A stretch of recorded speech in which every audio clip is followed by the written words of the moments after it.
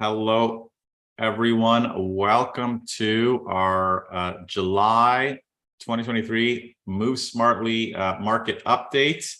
My name is John Pasalis, president at Realosophy Realty. Again, thank you again for joining. For those of you who haven't joined before, I like doing these kind of monthly updates just to sort of unpack some of the trends I'm seeing in Toronto's housing market. Get some feedback. Today, we're going to have Gus, one of our agents, chat about some of the trends he's seeing with his clients as well. And David LaRocque, of course, every week or every month, I should say, joins us to talk about the latest in the Bank of Canada. Interest rate changes, policy changes, and what's going on in the mortgage market. There's a lot to talk about. The market has really shifted quite a bit since our last update. I mean, I think last month, for those of you who joined, I talked about that there were signs of the market's cooling down. We're going to see that's today as we sort of look at the stats. Anyhow, so we're going to jump right into it. As always, if you have questions, please post them in the chat. Urmi Desai from Realosophy Move Smartly is with us. She's going to be kind of keeping an eye on the chat window. So please post your questions. A brief overview of what we're going to be chatting about. Like I said, we're going to kind of go over the market update for houses versus condos.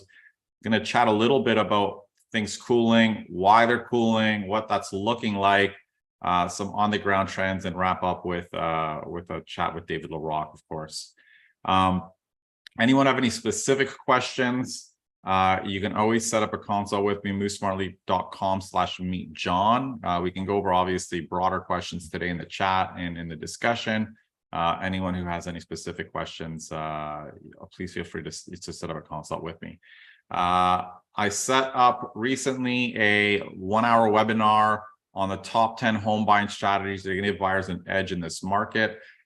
Please, we'll have the link to the webinar below. Feel free to sign up for that.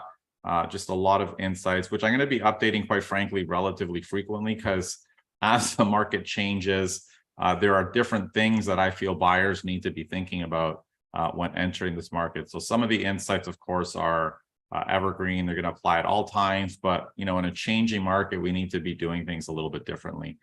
So we'll include a link to that in the show notes below.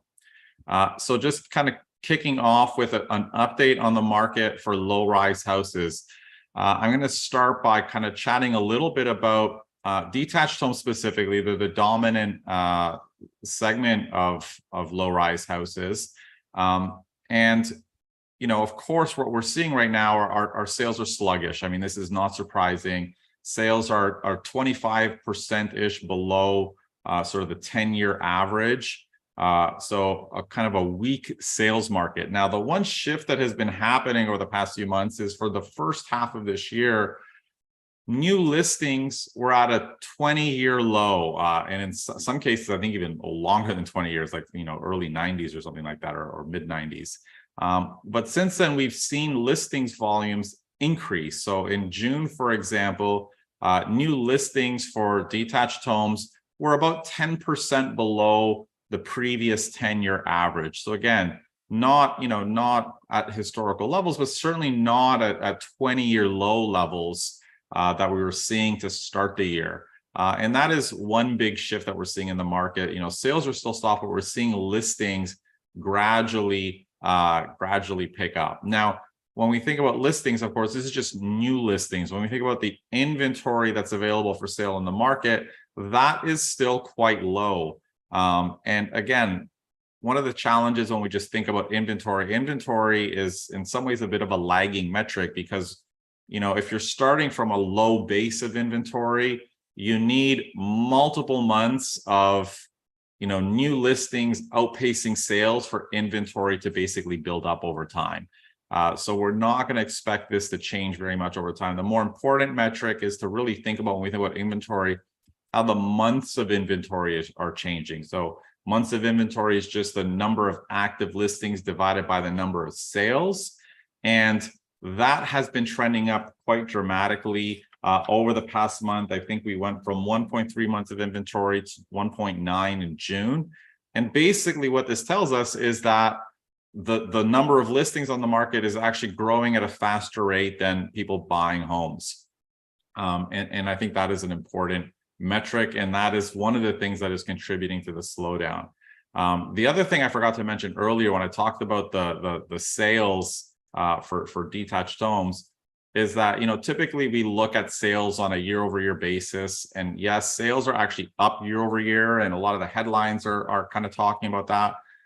But sometimes when the market's shifting, the more important trends to look at are what is happening on a month-over-month basis, right? So we knew sales were trending down as we were moving into the summer market. It was hard to figure out how much of that was purely seasonal, because we typically see, people pull out of the market in the summer months, versus how much of this was an adjustment to, the Bank of Canada's rate increases and just a shift in sentiment. And the Toronto Real Estate Board in their most recent report did indicate that after adjusting for seasonality, sales between May and June are actually trending down. So this is, again, another signal of the market slowing down. And prices for low-rise homes were down slightly. They're actually up about 6% over last year. Surprisingly, again, we saw this acceleration in 2023. The average price for a low-rise home started the year at 1.3, hit 1.47 in sort of the first half of this year, and we're starting to see that moderate. Now, as we move to the condo market is certainly more best when compared to the market for low-rise homes. So when we look at sales numbers, they're kind of closer in line with the average over the past 10 years. And certainly new listings are definitely not soft. They're, pretty much in line over the past 4 years and above 2018 and 2019 volumes. And when we look at the number of active condo listings in the market, again, relatively close to the 10-year average. I mean, we actually saw way more active listings, a decade ago, but that has kind of shifted since 2015. Now, again, inventory levels, months of inventory for condominiums is trending up, and this again is cooling the market, and prices for condos also accelerated this year and dipped a little bit month over month.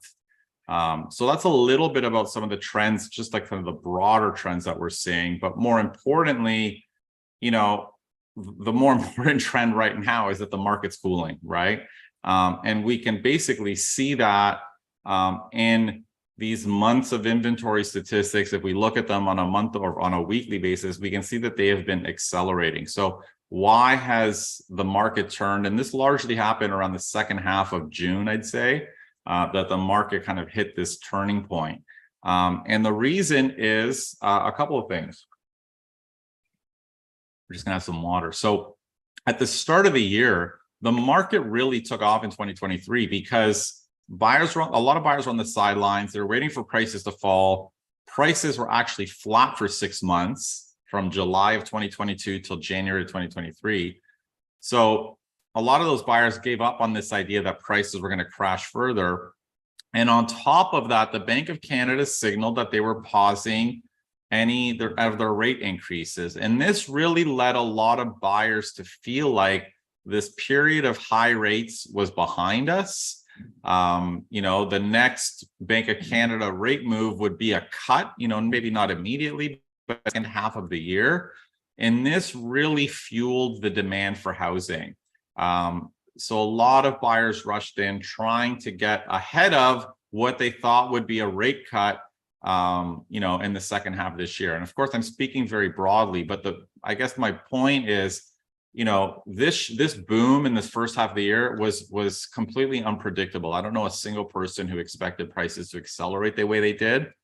And one of the challenges, of course, is when we think about, housing markets. I mean, really, there are sort of the economic fundamentals and then there are the behavioral factors that are hard to predict. And behavioral factors a lot of times drive markets. I mean, it is the collective beliefs of buyers in particular at a certain point of time that fuels their decision making. So this is what led to the boom. But since then, of course, in June, the Bank of Canada raised rates once, a 25 basis point increase, and then another one yesterday. And it's not so much these two increases that have impacted the market. I mean, there's just 50 basis points. I mean, we've gone up way more than that since since the start of last year. The bigger issue is a couple of things. Number one, fixed rates have gone up more than 100 basis points, I'd say, like over the past 6 to 8 weeks. And David Larocque will kind of unpack that in more detail. But that is having a much bigger impact because most buyers are going with fixed rates, and fixed rates right now are through the roof. So it's impacting affordability. But beyond that, it has changed the sentiment from buyers. Buyers went into this market or kind of jumped into this market, again, being optimistic that at least early in the year that rates would fall. But right now we're in this environment where buyers are looking at the market thinking rates are not going to be dropping anytime soon. So there isn't as much urgency. And many of our clients are, it's funny because they see the shift in the market. And the way the market shifts is in a slowdown, is you start seeing homes that have, of course, the typical trend in Toronto is sellers list homes for less than what they are worth. They set an offer date, expect multiple offers. And what you see in a slowing market is more and more homes with offer nights start failing, basically. They don't get either the price they want or they don't get any offers. And then they need to relist that home at a price that the seller is willing to accept.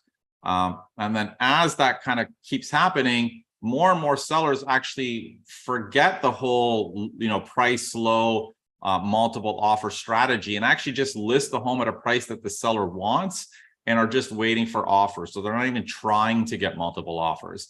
And this is a normal, this typically happens most summers. This summer is a little bit unique because it's not just seasonal factors. They're obviously all these other economic factors that are driving this slowdown. So as a seller, you need to be far more mindful about how you list your home. Just because your neighbor 8 weeks ago got 20 offers on their home and they priced, way below what it's worth, it doesn't mean you as a seller are going to get that same result if you list today. The market has changed completely. And really deciding how to price your home is a function of the type of home, the style of home, and what is going on in this specific neighborhood, how much inventory is on in your specific neighborhood, what have the most recent sales looked like in your specific neighborhood. Because, even though we're talking about the market cooling down more broadly, there are pockets where you're still getting multiple offers on, some of the nicer homes. And some areas it's more sluggish. So buyers certainly need to be more cautious, sellers need to be more cautious about the price, and buyers need to be a little bit more cautious as we move into the fall market because it's probably going to be a little bit more sluggish.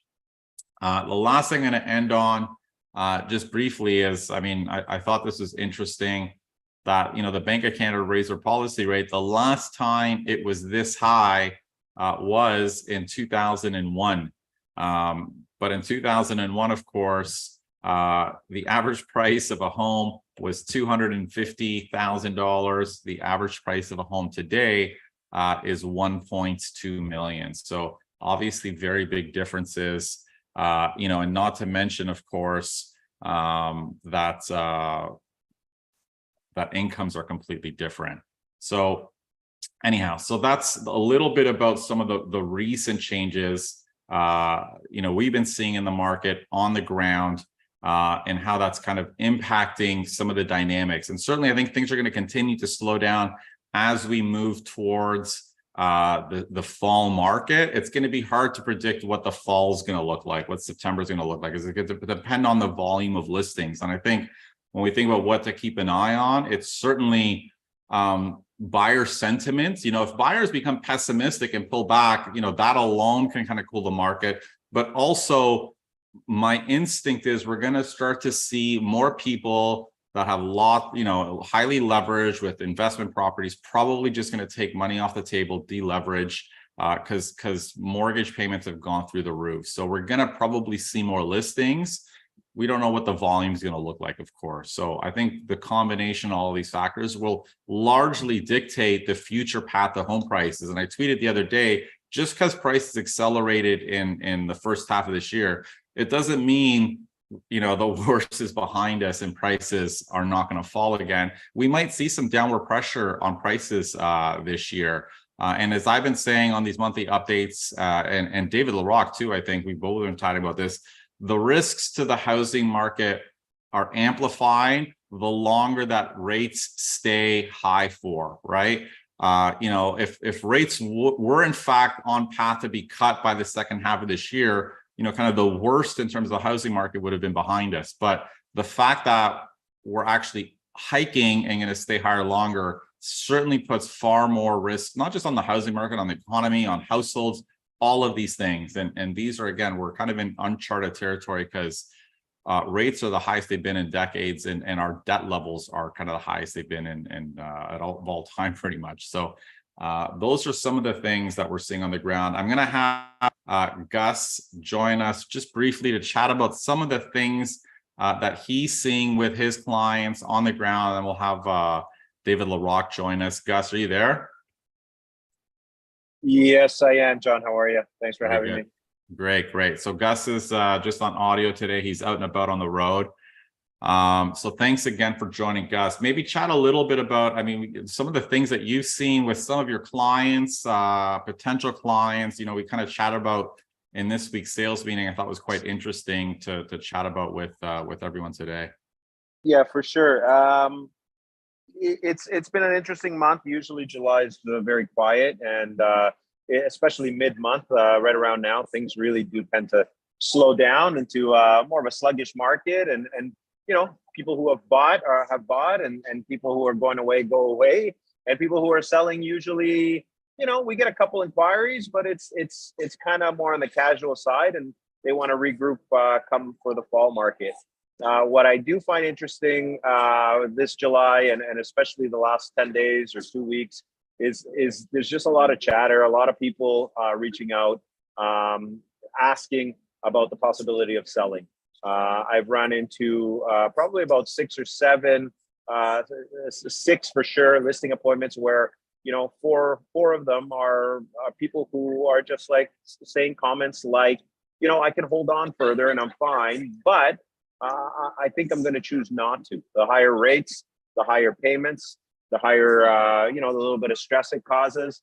I've made my equity. I'm kind of ready to kind of cash out, so to speak, and move on from the second or third property I'm holding on to. I've also heard from a couple people that are looking to downsize and or still move out of the city. And they're doing so for various, for the main reason, the main driver seems to be, we don't want the extra expenses, and we understand rates are going to take a long time to, or a while anyways, to come back down. And even when they do, we're happy with the equity that we've made on our home. So I'm finding that interesting.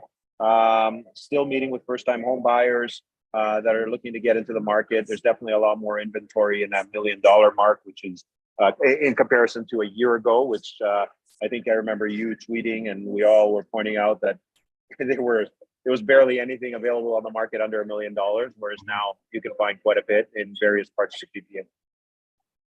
Yeah, that's great to hear. And I think it's, as we expected. It's not surprising you're hearing some of these stories, but, I think this stress that you're talking about, people just unloading properties, was really delayed because a lot of people either had fixed mortgages, or if they had variable mortgages, they were on fixed payments. But that doesn't last forever. So anyone who's renewing this year is just going to get shocked by what they're going to end up paying on their mortgage. Their payments are going to go up significantly. So it's not surprising that some investors are just clearing out. Like, they don't want the extra $1,000 a month out of pocket to cover their cash flow negative investment property. And I suspect we're going to see more of that. And of course, I think one segment that's going to be interesting to keep an eye on more than any, quite frankly, is the condo market, because of course this is the segment where the market is dominated by a lot of small investors. Yeah, I think I'll agree, definitely. And it's interesting because a couple of people that I've talked to earlier in the year, and their comments are, I got another 12, 18, 24 months on my mortgage that's at 2.2.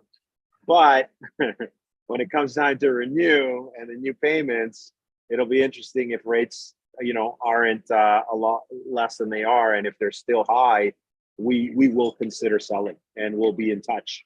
And so there's a few of those people that I'm communicating with, that we're going to regroup at some point at the end of the year or the beginning of 2024 to see, hey, what are you going to do? Are you going to renew, or are you happy with your equity and you're going to sell and kind of cash out, so to speak?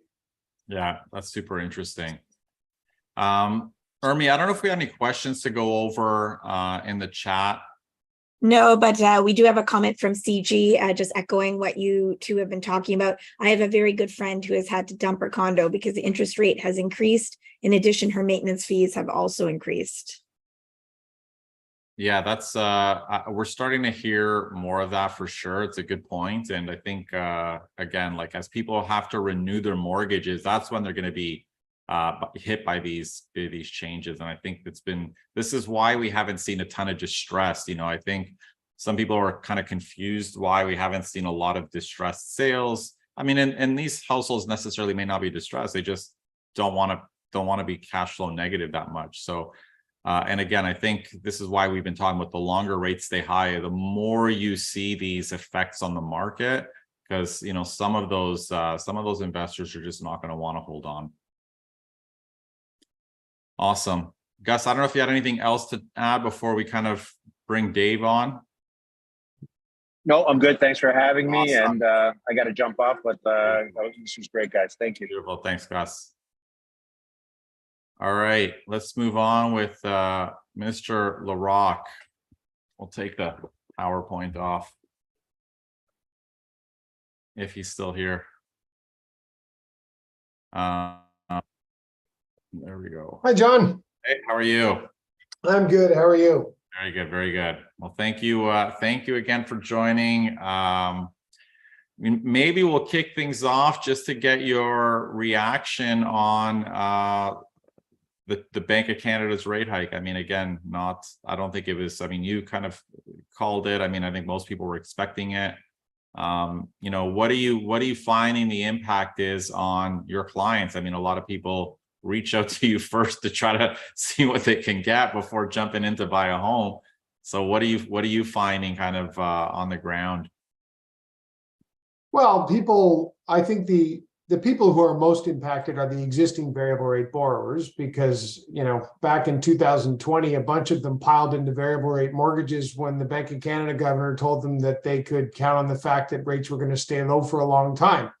And looking back then, the Bank of Canada was forecasting that its first rate hike would happen in the second half of this year. So basically about now. Mm-hmm. And back then, borrowers did the math and said, if I can borrow at 1.5% for 2.5 years, and if in the second half of 2023, my rate starts going up, I'll be so far ahead of what my fixed rate costs would be that I'm not too worried about what happens at that point. Of course, things didn't play out that way. And by the way, the Bank of Canada knows that in 2025, when those borrowers come up for renewal, they're in for some serious payment shock.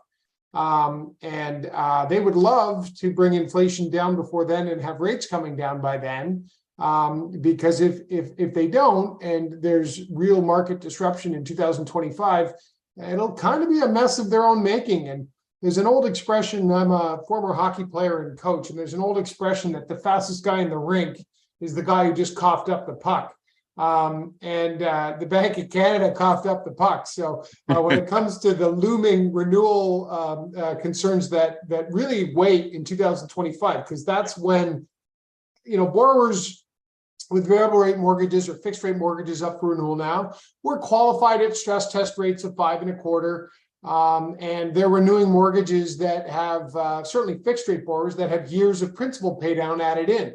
So there's grumbling and people aren't happy, but quite frankly, a lot of the people renewing fixed rate mortgages today are by and large mildly surprised that their payments aren't higher, because they haven't accounted for the fact that they're renewing a lower balance.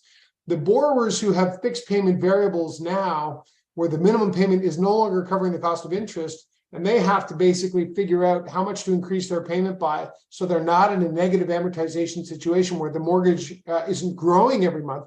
Those are the people really feeling the pain. As far as new borrowers go, John, you know, some people want to hold off now. I've had people say to me, we're going to hold off. We're going to wait for rates to come down before we buy.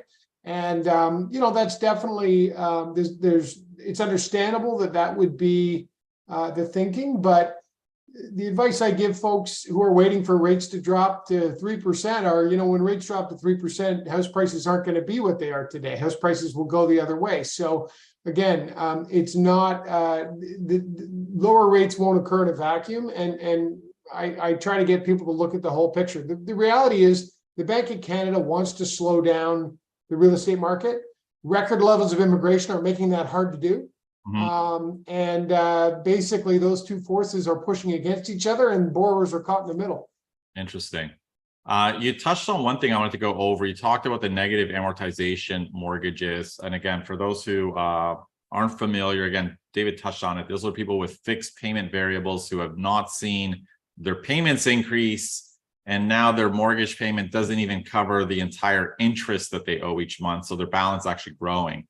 And I've been seeing some commentary that OSFI, the bank's regulator, might be pressuring, the three banks that allow this, BMO, TD, and RBC and CIBC, I believe, to put an end to that. Is that correct? Or because I think they're the only ones that are allowing, and I think I read somewhere that they're trying to basically kind of discourage the negative amortizations on mortgages going forward. So I don't know if that's an immediate thing or a longer term thing that they're looking at.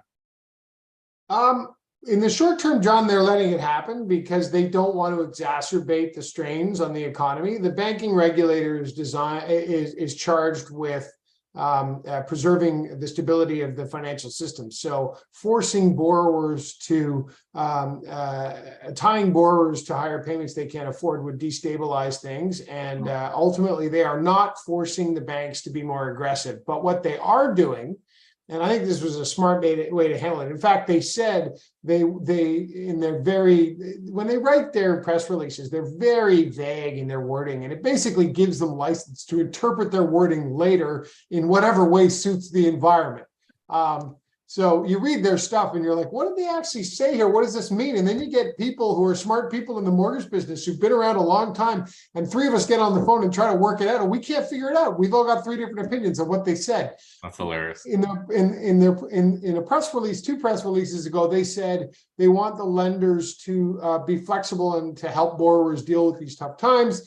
But then they said in their most recent press release earlier this week, they said that they were going to require lenders who offer these types of fixed payment variables where mortgages can go into negative amortization to basically put up more capital when they on each of these loans.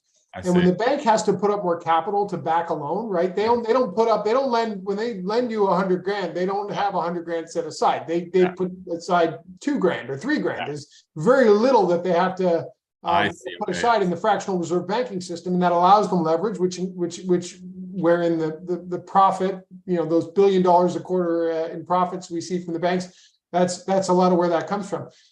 When the regulator says to banks, you're going to have to put aside more capital for this type of product in future, basically they're killing the product, because the banks will decide these are too expensive now. And don't be surprised if in the next, I don't know how long it'll take, when the change is implemented, because they've said I think they've said we're thinking of doing it and they haven't actually announced it yet. And that's basically like saying we are going to do it, so get ready.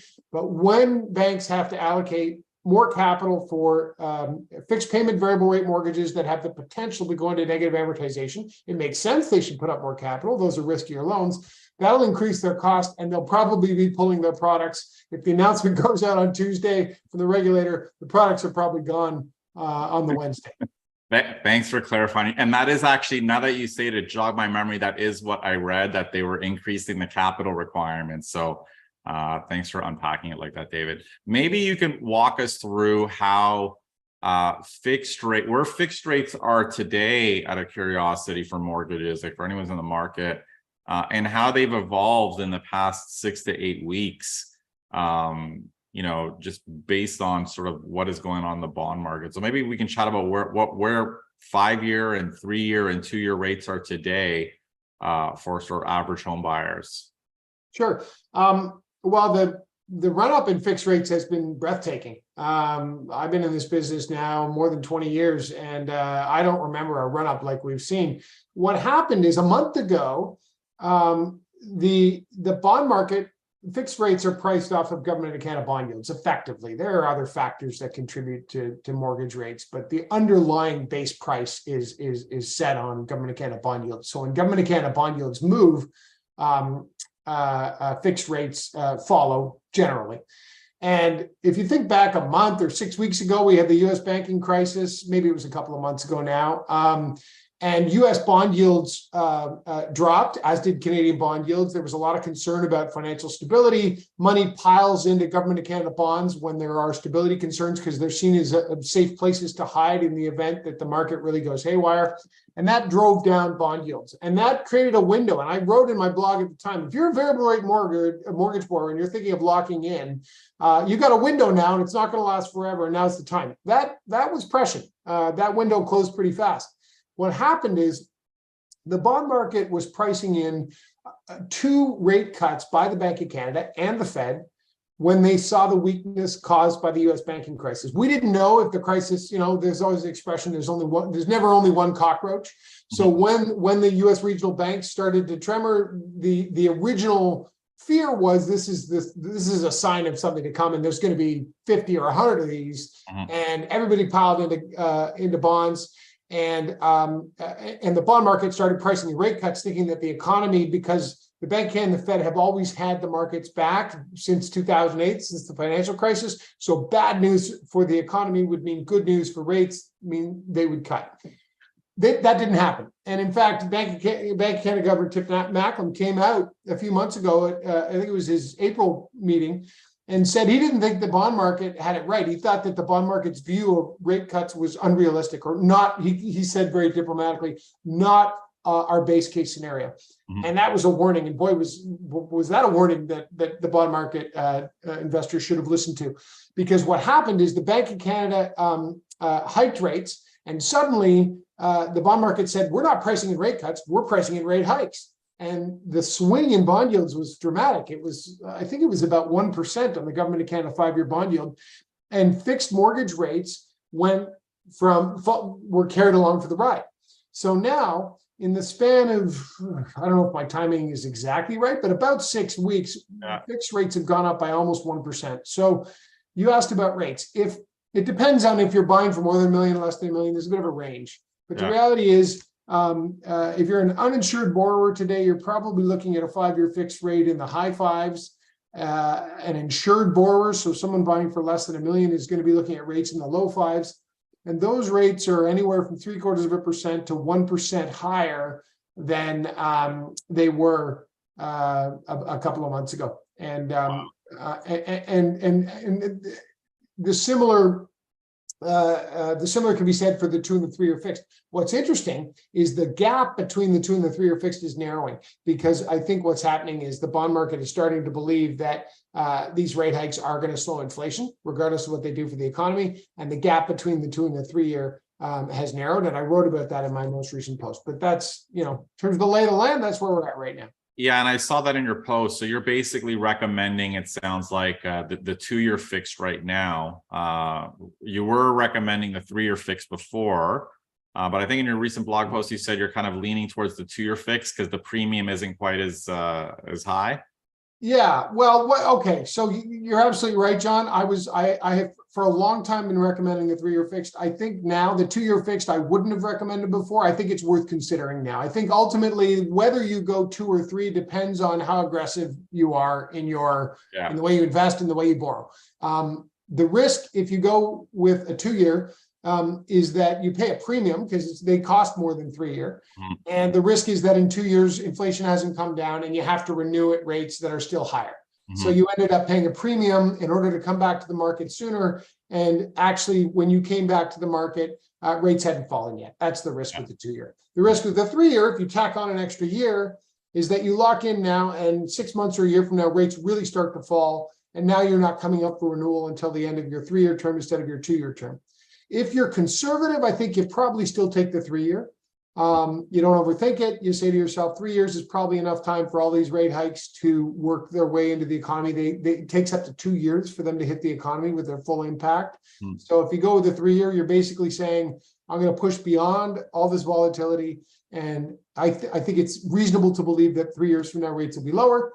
And if you go with the 2 year, you're saying, you know what, I think it'll happen sooner, and I'm willing to risk that at renewal rates won't have dropped yet. And in that case, I'll pay a premium, because if rates drop in 2 years or less, I'm going to save money by renewing sooner. But again, conservative investors probably still go 3 year. Aggressive investors, I think now, should be considering a 2 year, where I wouldn't have recommended that before the gap between the 2 and the 3 year narrowed. It was quite wide. Previously, it was about 3/4 of a point, and now it's only about 30 basis points, or 0.3%, in layman's terms. And I think with the gap having narrowed to that level, the 2 year should be in play. That's awesome. I mean, I find it surprising. Do you find it surprising that we even have this level of demand when buyers are effectively now getting stress tested at close to 8%, it sounds like, right? If they're in the high fives on their mortgage, we're basically getting stress tested at 8%. And, when I think about this, to me, it just blows my mind that we haven't seen a bigger negative impact on the market yet, because it's just with prices where they are, and to think that buyers are getting pre-approved at 8% mortgage rates basically because of the stress test. It's just shocking that the market's kind of absorbing that, at least up until now. Yeah, you're right, John. If you had said to me when rates were below 2% that rates were going to triple or quadruple in the span of 2 or 3 years with record household debt levels, and asked me what I thought would happen, I wouldn't say we'll still have bidding wars, and the market would be chugging along, no question. But there's a couple of I think there's a couple of things. There's a couple of reasons why that's the case. The obvious one is immigration. We're bringing in a million new immigrants each year. About a third of them end up in the GTA. And it's true that not all of them are buying houses, a lot of them are renters. But when you add when you add demand to the housing market at any level, it affects all the rest of the housing market. It causes rentals to be more expensive. It drops the vacancy rate. It pushes people who are marginally renters but could be buyers. It pushes them into the purchasing, into the buyer market rather than the rental market. So it definitely has an effect. And that, to me, is the simplest explanation. The other thing to consider, though, John, is when rates were down around 1.5–2%, borrowers were being qualified at 5.25%. So from a qualification standpoint, even though rates have gone from 1.5 up to 6, that's from a cost standpoint. From a qualification standpoint, they've gone from 5.25 up to 8. So they're still high, but from a qualification standpoint, the impact has been about half of the actual cost impact. Yeah, that's a good point, actually. Super interesting. Urmi, I don't know if we have any questions from viewers to jump in on. Do we ever? Okay. We have a lot of questions. I'll go through them quickly. Hopefully you can hear me here. Sure. Okay. Let's start. I think, Dave, you answered this technical question from Hussein. A technical question: why has the 5-year bond that dictates fixed rates been dropping since 3 days ago from the high of 4.1% to 3.74% as of now? Shall we expect fixed rates to be heading down soon? I think you've touched on this, and John mentioned you're changing advice on 2 year versus 3 year terms, fixed terms. But I think they're referring to the most recent 3 days, like why are 5-year bond yields trending down? Yeah, because they shot up for a long time. The reason they've dropped very recently is the latest US CPI data came out, and US inflation dropped to 3% last month. So the market is now pricing in a soft landing, no more Fed rate hikes. The market overreacts when stuff like this comes out, and it's basically a Goldilocks scenario. When you look at why the US CPI dropped, a big reason is something called base effects. 12 months ago, prices were way higher. So even though inflation is too hot now, it was even hotter 12 months ago. And the CPI only tracks the most recent 12 months. So every month you add a new data point for the most recent month, a month falls off the back end. The months falling off the back end were worse, and that's bringing inflation down. So there's a free tailwind right now that's driving down the US and Canadian inflation data. Interestingly, that tailwind is almost done. And in the next few months, when you look at charts, and I'll be talking about this in my post for Monday, all of that tailwind is going to turn into a headwind because we're no longer dropping off bad months off the back end.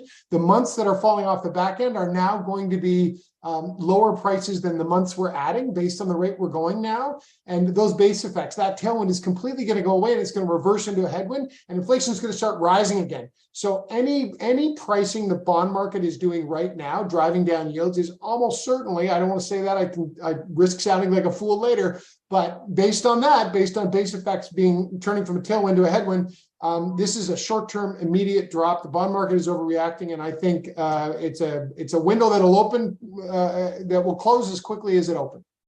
And sorry, one more thing.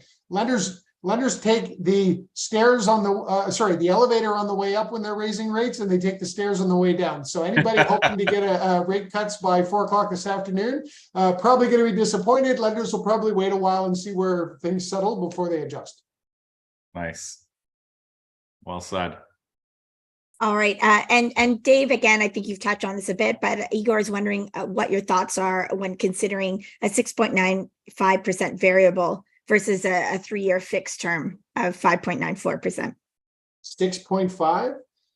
6.95. So 6.95 variable or 3-year at 5.95. So 100 basis point difference between the 3-year fixed and the variable.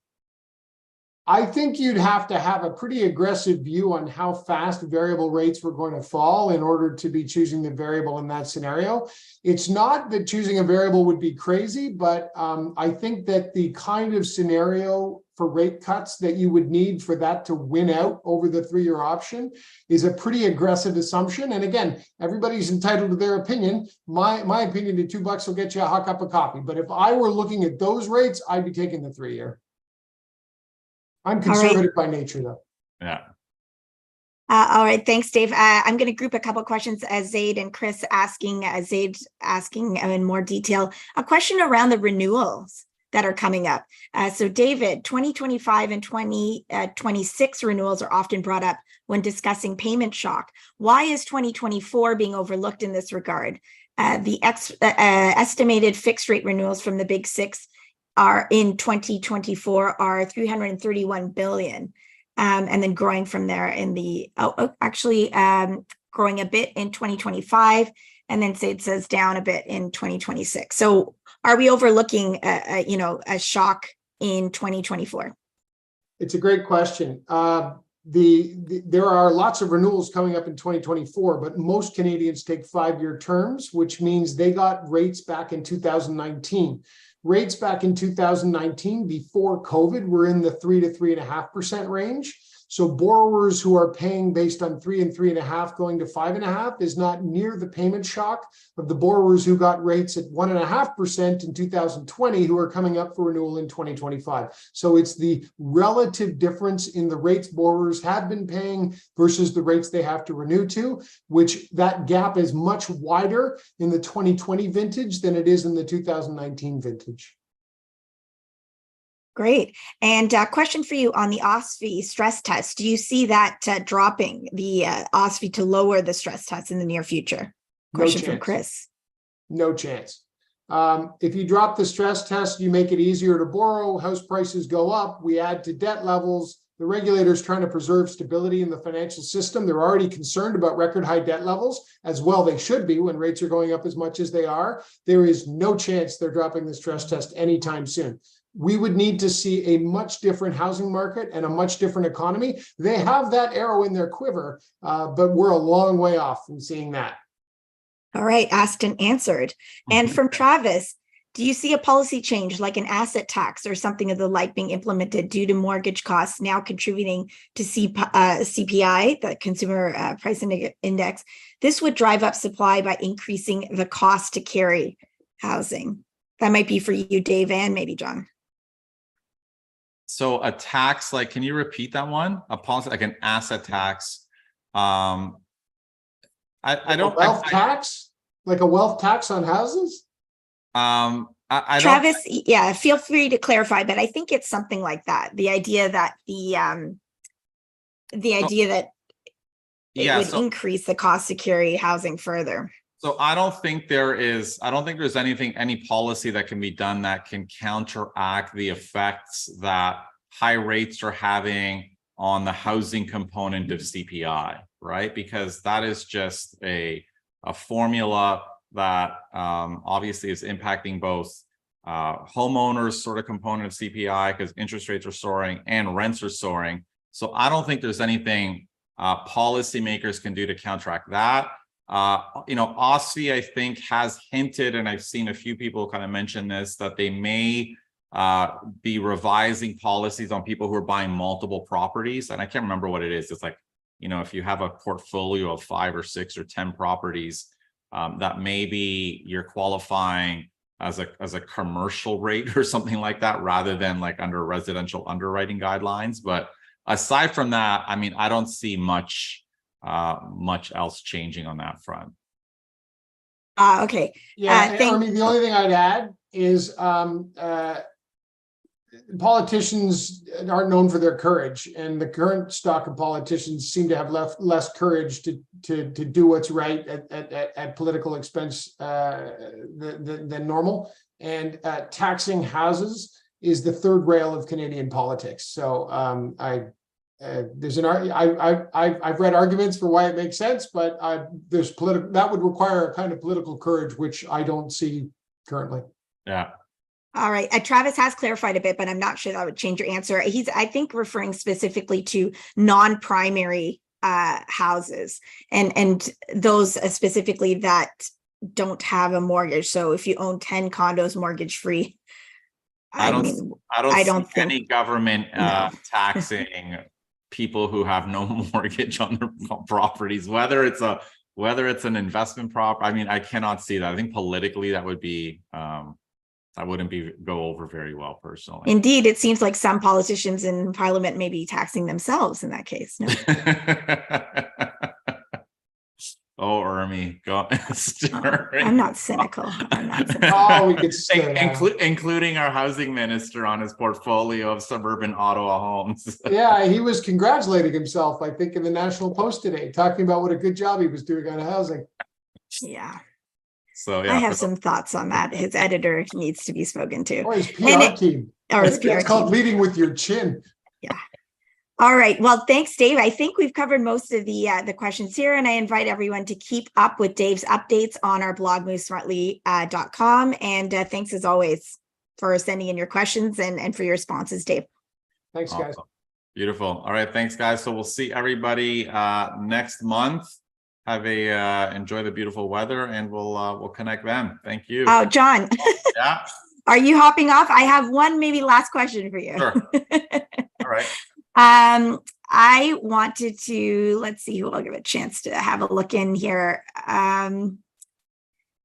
Let's give the last question to the immigration issue, which I know you've written in your monthly report. I invite everyone to look at John's full monthly report for July on movesmartly.com. And looking at these record immigration numbers, Frank asks, are new immigrants mostly renting? Like what part of the market are they affecting? So I think people get confused when I hear these numbers. I mean, so the latest numbers in terms of Canada's population growth was about 1.2 million over the past 4 quarters. I mean, that's the highest rate we've seen probably since the 50s. That's about our population growing about 3% per year. I think an economist from U of T, Kevin Bryant, posted that it's like the 9th fastest in the world. So it's unbelievably fast. So most of that, of course, though, is not new immigrants. Most of this is non-permanent residents, but new immigrants are still at our record levels. I mean, we're going to be hitting 500,000. Canada's population between immigrants and non-permanent residents is growing less than 400,000 people per year for decades, right? So now we've tripled that. So what are new immigrants doing? I mean, certainly many of them who land here are not rushing out and buy a home. They're going to rent to start, right? But there is a window. Like eventually, many of them are buying homes, right? They're moving here not to live in a 400 square foot downtown condo with their family. They're moving here to buy a suburban home.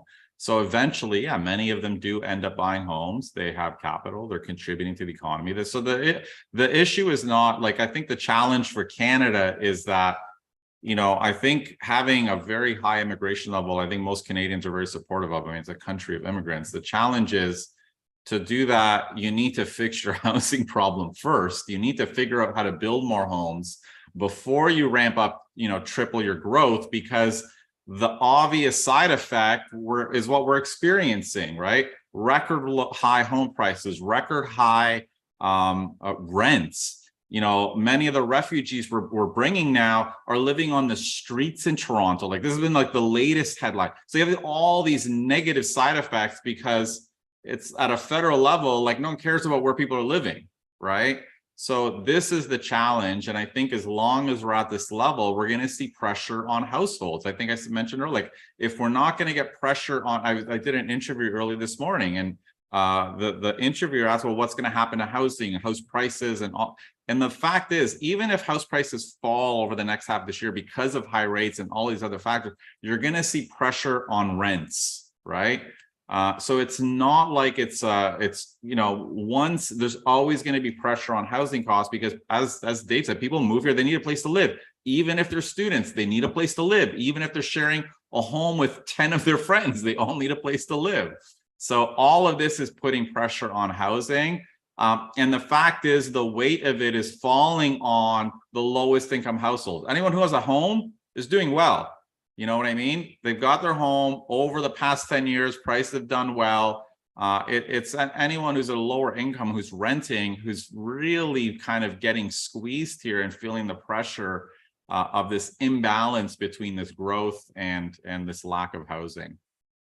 A couple of quick follow-ups on that, John, from Tuvshin. I know you look mainly at the GTA, Toronto area market, but the question here is, please tell me why the rent of Guelph is similar to Toronto, 2 bedrooms around 2,400. Now, I'm wondering if what you've just said is part of that. If you have widespread students and others looking for housing. So yeah, 100%. So rents are actually exploding all across Ontario, all across Canada. It's not a Toronto narrative. Especially in even small towns that have colleges with a lot of international students. A lot of investors are buying those homes, converting them into rooming houses. So you have like all these international students fighting with local residents for the most affordable housing, and it's pushing rents up everywhere, right? Including in Guelph, including in Hamilton, including Kitchener-Waterloo. One of the hottest markets right now, quite frankly, is Calgary. And part of it is because a lot of people are moving to Calgary because prices are lower, rents are lower, but of course they're accelerating, right? Like, they're lower for so long. So people are basically, you used to have to drive till you qualify. Now people are flying till they qualify because they just cannot handle the average price for a home in Toronto is like 1.2 million. It's unbelievable. Like, when you think about the amount of capital and income you need to afford that, it's just not sustainable. And this is the pressure we're seeing. It's a Canadian problem. We think about Toronto, Vancouver, because those cities are the most expensive, but because they're so expensive, we're basically pushing people into other corners of Canada that are more affordable. And those areas are seeing both rents and prices surge too. All right, let's end with Dave's question. Under what circumstances will rents drop, immigration aside? It seems like from what you're saying is immigration is the biggest factor. I mean, it's immigration / population growth, but it's not just that. Okay, there are a lot of things that are, I don't think it's dropping anytime soon. So we talked about earlier with Gus, and a lot of people in the real estate industry have been talking about this. We're going to start to see, very likely, some investors, not all, unload some of their properties, right?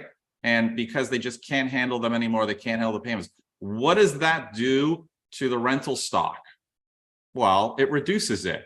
If 1,000 investors in Toronto unload their condos and their houses, those are 1,000 fewer rentals available. And that's just because Toronto has a very backwards way of building rental housing. Rather than building purpose-built rentals, we build condos that are not permanent, that can fluctuate, right? And because they're owned by mom and pop investors rather than institutional investors don't dump their properties when rates go high. They just buckle through, and those rentals are permanent. This market, it's not like that. So I actually think rents are going to get worse personally.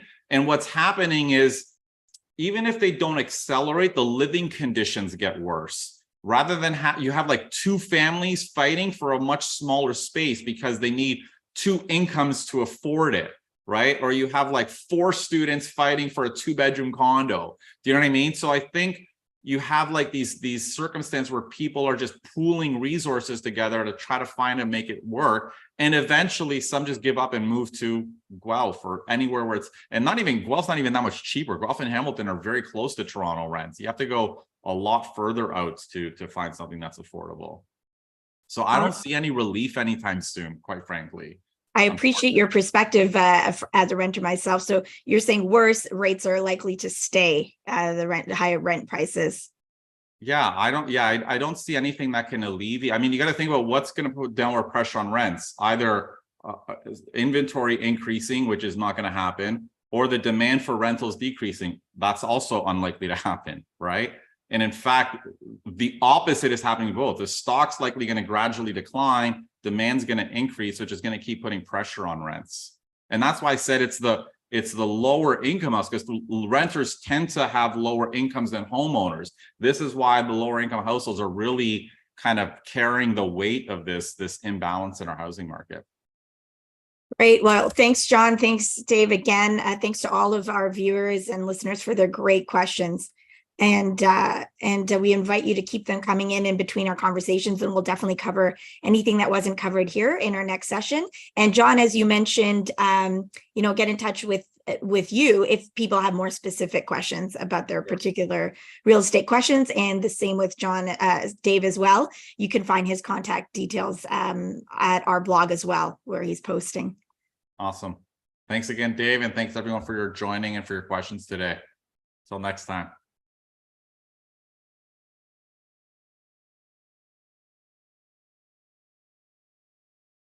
All right, I think we're no